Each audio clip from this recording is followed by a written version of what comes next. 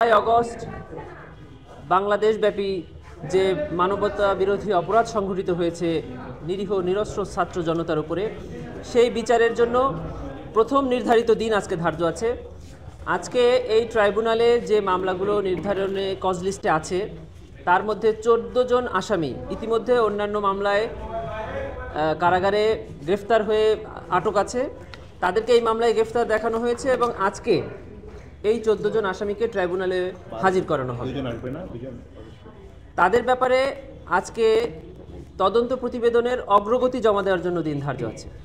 আমরা তদন্ত সংস্থা এবং প্রসিকিউশন টিম একসাথে এই এতদিন যে তদন্ত কার্যক্রম করেছি সে বিষয়ে আমরা আদালতকে অবহিত করব এবং অগ্রগতি প্রতিবেদন আদালতে জমা দিব।